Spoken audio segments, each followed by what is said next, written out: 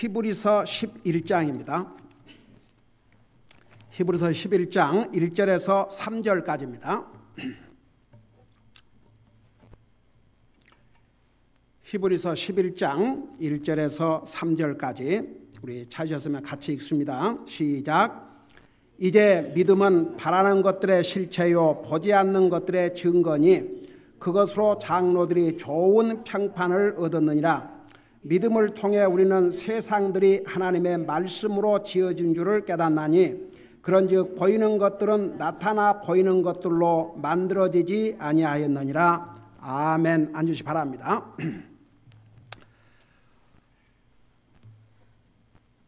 우리 히브리서를 크게 세 부분으로 나누면 1장에서 6장까지는 여러분 우리 히브리서 공부한 지가 좀 오래돼가지고 그거 다 기억하고 있을지 모르겠습니다.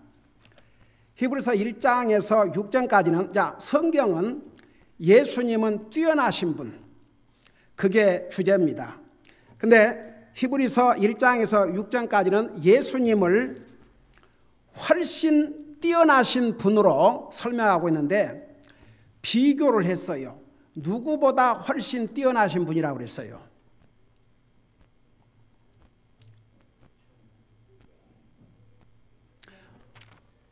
오케이. 모세, 또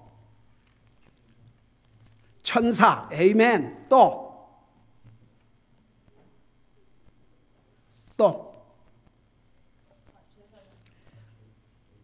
아론 제사장. 자, 여러분 당시에 이스라엘 사람들에게 모세는 하나님 다음이었습니다. 대단한 사람이었습니다. 오죽하면 하나님께서 그를 데려가시면서 친히 하나님께서 배려를 하시고 모세의 묻힌 장소를 지금도 아무도 모릅니다. 한번 생각해 보세요. 만일에 모세를 이렇게 무덤으로 해서 놨다면 아마 모세의 무덤은 이스라엘 백성들에게 우상이 되었을 것입니다. 그래서 아예 모세가 어디에가 모압 평야 산에서 돌아가셨지만 그 매장지는 하나님 외에는 아무도 모르게 하셨습니다. 그래서 이스라엘 백성들의 모세는 어마어마한 존재였습니다. 그 다음에 우리 성경에 보면 천사는 두 가지 종류의 천사가 있는데 어떤 천사라고 그랬어요? 자, 하나님의 말씀에 순종하고 하나님의 사역자로 쓰임받는 좋은 천사가 있고 타락한 천사가 누가 됐어요? 바로 귀신들이 된 겁니다. 데블. 네. 그래서 여러분 이 천사의 사역도 보통 중요하지 않습니다. 많은 경우에 천사를 통해서 하나님의 메시지를 전달했습니다. 그러니까 보통 사람들 생각에는 와, 천사 대단하죠. 그 다음에 또 한 사람 누구라고 그랬어요? 자, 물론 아론 제사장이죠. 그 다음에 또 누구와 비교를 했어요? 우리 예수님께서 이 땅에 오셨을 때 물어봤죠. 사람들이 나를 누구라고 하느냐 그러니까 뭐라고 대답했습니까? 선지자로 그렇게 대답을 했습니다. 그래서 예수님은 히브리서 1장에서 6장까지는 우리 예수님은 선지자들보다 천사보다 모세보다 아론보다 비교할 수 없이 뛰어나신 분임을 자세하게 설명을 했고 우리 배웠지요.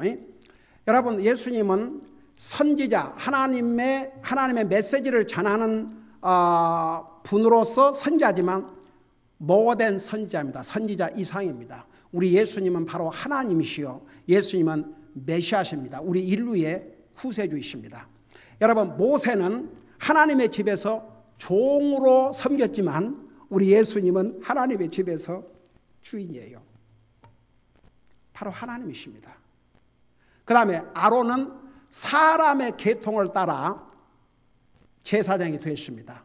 그래서 아론은 죽었고 또 그 아들이 제사장이 돼서 또 죽었고 전부 일시적이었습니다.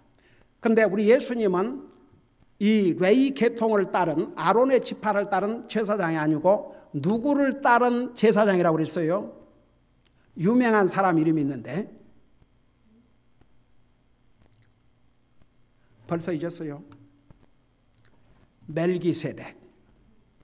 네, 멜기세덱.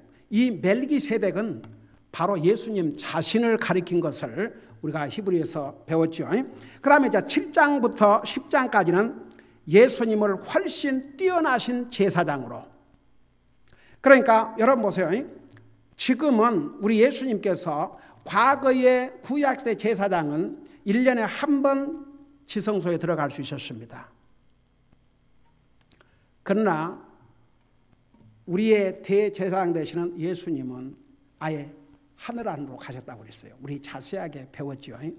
그래서 우리 예수님은 사람의 계통을 따라 아론의 계통을 따라 세움을 받은 제사장보다 훨씬 뛰어나신 분으로, 그리고 이제 오늘부터 배울 11장에서 13장까지는 주님께서 주신 훨씬 뛰어나신 그리스도인의 삶의 원리를 말씀하고 있습니다. 자, 그걸 생각하면서 그래서 이제 11장에 들어가면 믿음에 대해서 말씀하고 있습니다. 11장을 믿음장이라고 하는데 그건 맞는 얘기입니다. 왜냐하면 1절부터 마지막 절까지 믿음에 대해서, 믿음의 그 의미를 설명하고 있고, 그 다음에 믿음의 사람들의 본보기들을 자세하게 기록하고 있습니다. 자, 그런데 보세요. 안 믿는 사람들에게는 이 삶의 원리란 게 있어요, 없어요? 하나님 안 믿는 사람은 인생의 삶의 원리라는 걸 있어요, 없어요? 그런 거 없어요. 만일에 안 믿는 사람이 삶의 원리를 갖고 있다 그러면 하나님과는 관계없는 겁니다. 세상적인 성공, 잘 먹고 잘 사는 거, 세상에서 부귀영화를 누리고 명예를 누리는 거, 그건 인생의 삶의 원리가 아닙니다. 하나님을 모르는 사람에게는 삶의 목적이 무엇이고 삶의 원리가 무엇인지조차 알지를 못합니다. 그래서 11장에서부터 13장까지는 특별히 그리스도인의 삶의 원리를 말씀하고 있어요. 그리고 이제 첫째 원리가 바로 믿음의 원리인데, 이게 믿음 생활이라는 게 보세요. 지난번 우리 10장 마지막 부분을 그것으로 마무리했는데, 우리 믿음 생활이라는 것은 업앤다운이 있습니다. 어떤 사람이 처음에 주님을 영접하고 구원받으면 굉장히 익사이트드합니다. 그리고 주님을 더 알기를 원하고 하나님의 말씀을 더 알기를 원하고 열심히 주님을 섬기려고 합니다. 그런데 세월이 이렇게 갈수록 그 익사이트먼트가 이렇게 줄어듭니다. 처음에 주님을 알고 구원받고 하나님의 자녀가 돼서 느꼈던 그 기쁨, 점점 이렇게 희미해져 갑니다. 그리고 주님을 더 알고자 하는 간절한 마음도, 하나님 말씀을 깊이 알고자 하는 간절한 마음도 점점 퇴색해 갑니다. 그리고 정말 주님의 은혜에 감사하고 주님을 위해서 살고자 하는 그런 디자이어도 점점 줄어듭니다. 그래서 일정한 기간이 지나면, 그래서 그 영적인 삶도 보면 이제 주님을 영접하고 구원받고 그때를 기회라, 신혼식이라 그렇게 얘기를 해요. 아무리 처음에 사랑해서 결혼을 하고 처음에는 익사이팅하지만 시간이 가면 조용해집니다. 믿는 사람들도 처음에는 주님을 알고 구원받고 난 다음에 이 주님을 다른 사람에게 전하고 싶고, 그래서 도리어 주님을 믿은 지 얼마 안 된 사람들이 전도를 잘해와요. 근데 세월이 지나가면 조용해집니다. 입을 딱 다뭅니다. 그래서 이 믿음 생활에 이제 업앤다운이 있는데, 그런다 할지라도 보세요. 믿음 생활이 이렇게 이 정도 이제 이러면서 계속 올라가는 건 좋지만, 믿음 생활이 굴곡을 하면서 점점 땅에 떨어지면 성경은 뭐라 했습니까? 두 가지요. 그러니까 믿음의 후퇴는 첫째, 하나님께서 기뻐하지 않으신다고 그랬고, 우리 지난번에 38절에 이제 의인은 믿음으로 살리라. 그러나 어떤 사람이 뒤로 물러가면 내 혼이 그를 기뻐하지 아니하리라. 영적인 삶의 후퇴는 하나님을 기쁘게 될 수가 없습니다. 그러면 두 번째 위험은 39절, 그러나 우리는 뒤로 물러가 멸망에 이르는 자들에게 속하지 아니하고. 그러니까 여러분 보세요. 진짜 구원받은 사람이 믿음이 이제 점점 후퇴한다고 지옥 가는 건 아니지만, 제가 지난번 자세하게 설명했어요. 그는 정말 구원받은 하나님의 자녀라면 하나님의 징계가 뒤따르고 결국 자기 삶을 웨이스트하고 가게 됩니다. 제가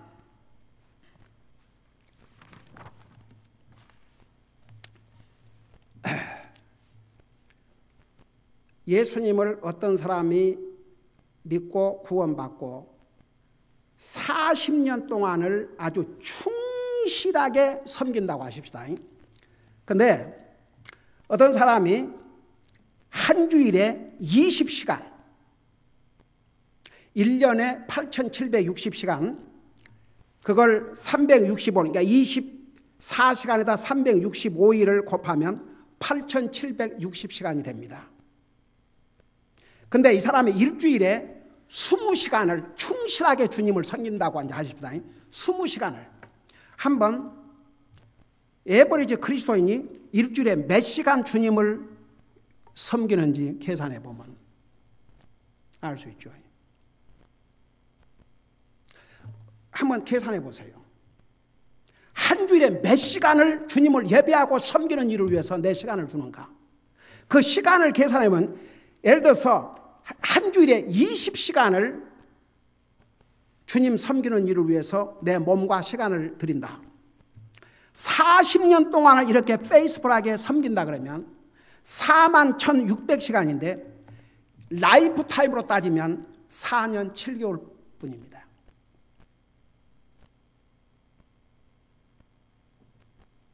그 다음에 어떤 사람이 일주일에 12시간을 아주 빠지 않냐고 페이스풀하게 주님을 섬긴다. 교회 모든 모임에 빠지 않고 참여하고 열심히 전도하고 하여간 교회에 하는 모든 일, 사실 그런 게 없으면 언제 주님을 섬기겠습니까? 결국 교회를 통해서 주님을 섬겨야 되는데, 그러면 이제 12시간을 페이스풀하게 40년을 섬긴다면 평생 동안 24,960시간을 섬기는데 평생 라이프 타임으로 따지면 2년 8개월밖에 안 됩니다.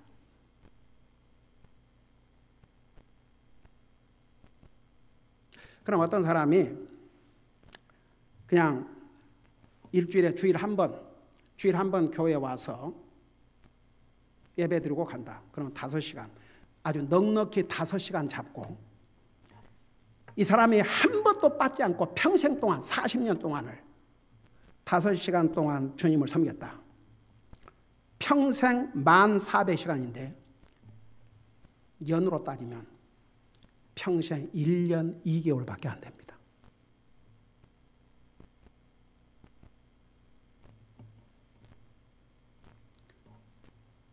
왜 에베소서에 세월을 아끼라, 때가 가니라 그런 줄 아십니까? 이 세월을 아끼라 그 말을 영어로 redeem the time. 이 redemption이란 말은 buy back, 이미 잃어버린 것을 다시 드린 것입니다. 우리는 사실 얼마나 많은 시간을 주님을 섬기고 일평생, 이거 따지면요 참 so sad. 한번 생각해 봐요.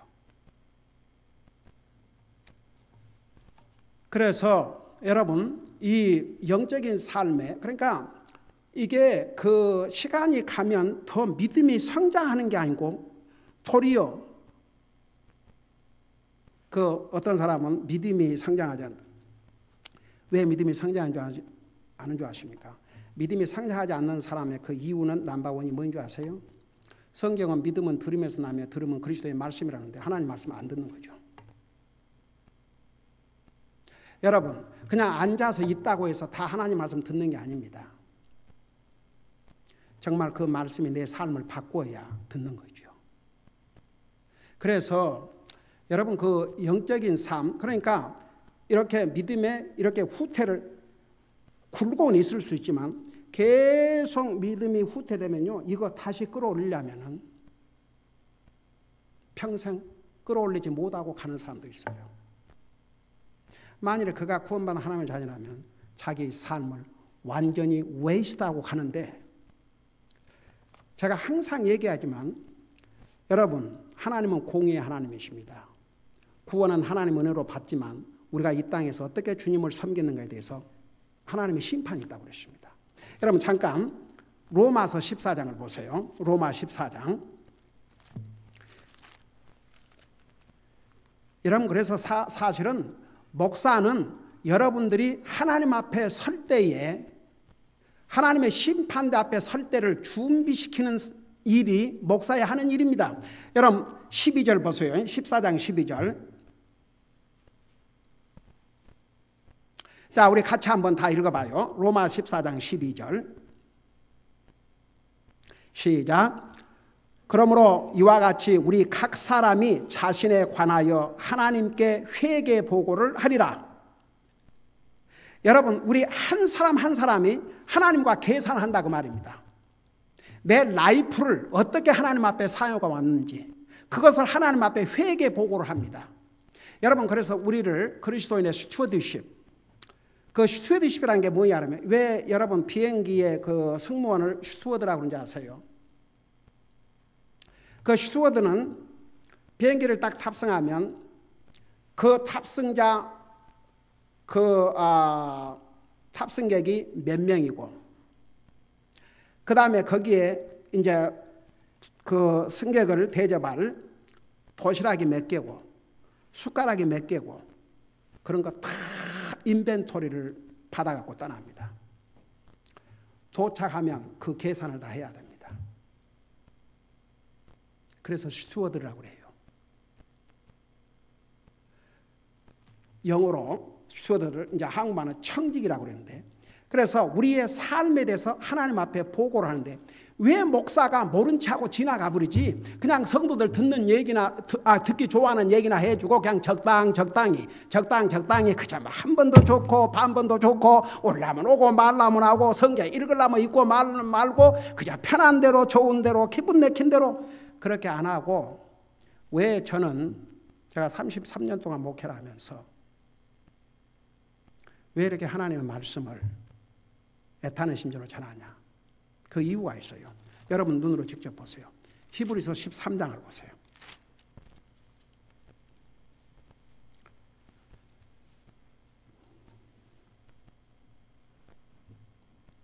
히브리서 13장 17절을 보시기 바랍니다.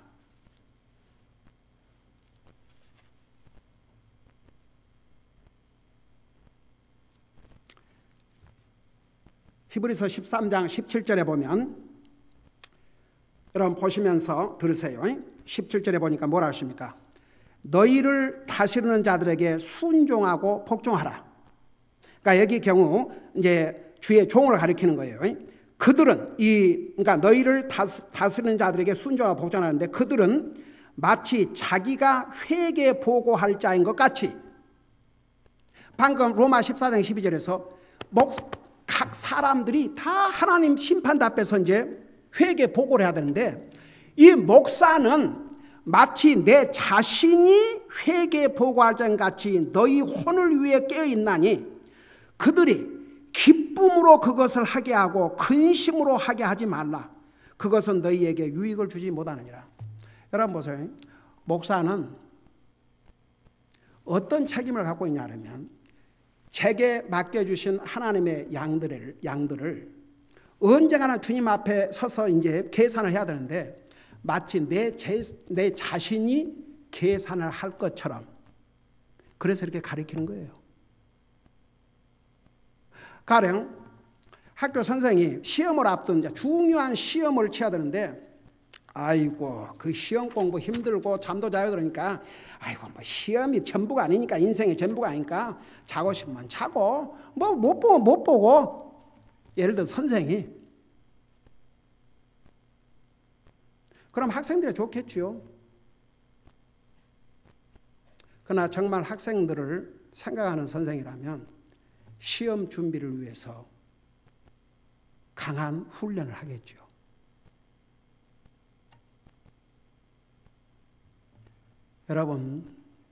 여러분이 주의 종의 심정을 어떻게 다 주의 종처럼 알겠습니까마는 적어도 하나님의 종은 하나님의 자녀들을 주님 앞에 설 때에 계산할 그 준비를 해줘야 될 책임이 있습니다. 그래서 여기에 왜 주의 종에게 순종하고 복종하라 하냐면 결국 성도들을 주님 앞에 설 때에 계산할 것을 내 자신이 해야 될 것처럼 그렇게 하기 때문에 그 하나님의 종이 가리키는 그 메시지 하나님의 말씀을 듣고 순종하면 자기 자신이 하나님 앞에 설 때를 준비하는 것이니까 자기에게 유익이 되는 거죠. 그래서 보세요. 다시 우리 히브리서 돌아가서 그래서 우리가 영적인 그 후퇴 이것을 안 하려면 왜 제가 여러분들에게 계속 매일 기도해라, 매일 말씀 읽어라, 교회 모든 모임에 빠지지 말고 참여하고 열심히 섬기라 그거 하지 않냐면요 사탄이 가만 안 둬요.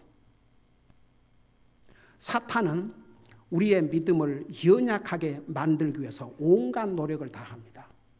우리가 그것을 이기기 위해서는 매일 기도해야 됩니다. 매일 말씀 읽어야 됩니다. 열심히 주님을 예배하고 섬겨야 됩니다. 여러분 한번 생각해 보세요. 여러분 어떤 사람이 40년 동안을 페이스풀하게 20시간을 한다 해도 4년밖에 안 돼요. 12시간을 페이스북을 한다 해도 2년 몇 개월밖에 안 돼요. 그러니 여러분 보세요. 우리가 얼마나 우리 주님 앞에 설 때 주님이 3가지 가지고 우리에게 문단과 옛날에 잘 설명했죠. 우리의 시간, 우리의 몸, 우리의 물질. 여러분 로마서 12장에 보면 내 몸을 살아있는 희생물로 드리라고 그랬습니다. 그래서 저는 우리 교회 그래요. 뭐 한인 교회들 보면 일주일에 한 번 딱 모이고 마는 데도 많아요.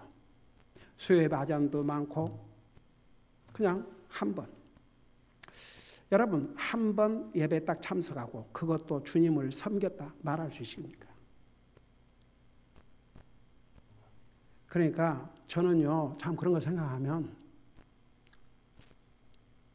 1시간이라도 더 우리 성도들이 주님을 헌신하는데 시간을 투자하고 주님 앞에 설 준비를 해줘야 된다. 그게 목사로서의 정말 무거운 버든이 옵시다. 여러분 절대 잊지 마세요. 우리 주님은 이 땅에 오셔서 우리를 구원하시기 위해서 자기의 생명을 주실 뿐만 아니라 우리 주님은 여러분 복음서를 읽어보세요. 제때에 끼니도 못 잡수고 그때 당시에 차가 있었습니까? 뭐가 있었습니까?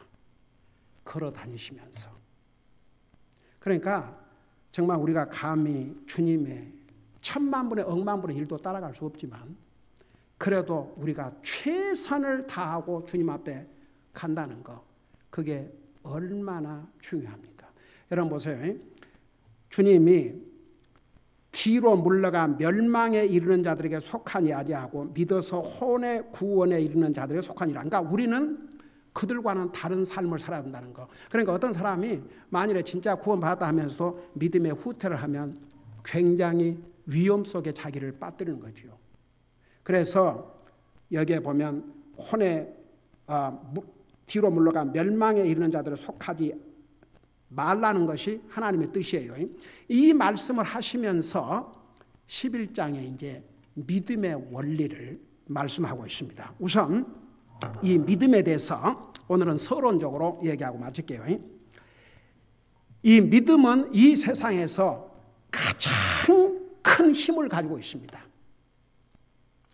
왜 믿음이 이 세상에서 가장 큰 힘을 가지고 있는지 여러분이 하나만 대답해 봐요. 왜 믿음이 이 세상에서 가장 큰 힘이 있습니까?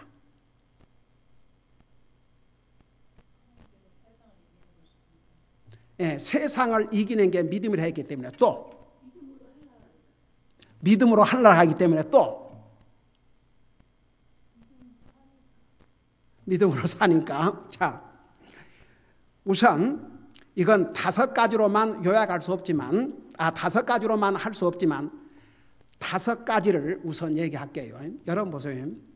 어떤 사람이 지금 죽어가고 있는데 그를 살려냈다. 죽은 사람을 살렸다. 이거 큰 힘이에요, 아니에요? 대단한 거죠. 여러분, 많은 경우에 우리는 정말 하도 그런 얘기도 많이 듣고 우리가 구원받은 하나님의 자녀라는 그 속에 사니까 그 지옥의 리얼리티, 지옥을 성경은 뭐라고 그랬습니까? 특별히 사복음서에 우리 예수님께서 친히 하신 말씀들이 옵시다. 여러분, 누가복음 16장의 부자가 지옥에 가서 물 한 방울을 호소했습니다. 여러분 잘 알죠?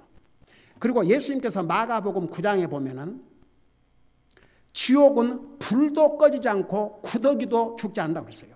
한번 생각해 봐요. 불도 꺼지지 않고 구더기도 죽지 않냐며 사람마다 불로서 소금치듯 함을 받으라고 그랬습니다. 상상만 해도 저는요, 그 성경 읽을 때마다 저는 제가 구원받은 하나님의 자녀가 됐다는 게 너무너무 감사하고, 만일에 내가 이 주님을 몰랐더라면 내가 어떤 모습으로 살다가 영원한 지옥에 갔을 텐데, 그것만 생각하면요 정말 소름이 끼칩니다. 여러분, 지옥에서 하늘나라로 옮기는 힘이 뭔지 아십니까? 바로 믿음입니다. 믿음은 우리를 영원한 지옥으로부터 영원한 하늘나라 가게 하는 그런 파워를 가지고 있습니다. 두 번째는, 여러분 우리 요한복음 3장 16절에 보면 하나님이 세상을 이처럼 사랑하사 독생자를 주셨으니 누구든지 그를 믿는 자는 멸망치 않고 무엇을 얻게 하려 하심이라고 그랬어요? 영생. 여러분, 영원한 생명, 영원히 사는 것을 무엇으로 얻습니까? 믿음으로. 힘이 있어요, 없어요? 영생을 얻는 힘이 믿음입니다. 한번 생각해 봐요. 영원히 살게 하는 힘이 바로 믿음입니다. 그 다음에 세 번째는 보세요. 요한복음 1장 12절에 보면 영접하는 자, 곧 그의 이름을 믿는 자들에게 하나님께서 무슨 권세를 주셨다고 그랬어요? 하나님의 아들이 되는 권세를 주셨다고 그랬습니다. 대단한 힘이죠. 이 세상에서 대통령 아들이 되고 싶다고 대통령 아들이 됩니까? 대통령이 자기 아들로 맞이해주면 될 수 있지요. 그러나 이 세상에서 대통령이, 옛날에 레이건 대통령 여러분 아시죠? 그 레이건 대통령이 자기 오은 애가 둘이 있어요. 아들과 딸. 근데 그 전에 입양을 한 아들이 있습니다. 근데 보세요. 그 입양한 아들은 얼마나 하나님 잘 믿고 너무너무 귀한 인격을 가진 사람이요. 그러니까 그 사람이 레이건 대통령의 아들의 그걸 다 진짜는 후계자가 겁니다. 그럼 정말 대단한 그리스도인의 인격을 가진, 정말 그 레이건 대통령의 아들로서 손색이 없는 그 모습을 가지고 살아요. 지금도 가끔 이렇게 인터뷰 이렇게 하면은 참 so blessed. 근데 그 난 아들, 바로 얼마 전에 제가 얘기했죠. 그 구글 서치에서 가장 많은 서치를 한 내용이 광고가 있었는데, 그게 자기는 지옥이 두렵지 않다. 그게 바로 레이건이 낳은 아들입니다. so evil. 그래서 다들 그래요. 거기는 저런 위대한 아버지였지만 정말 그 다른 입양한 아들이 아니었더라면 아버지 계망신을 시키는 그런 아주 못된 아들, 그 딸도 마찬가지예요.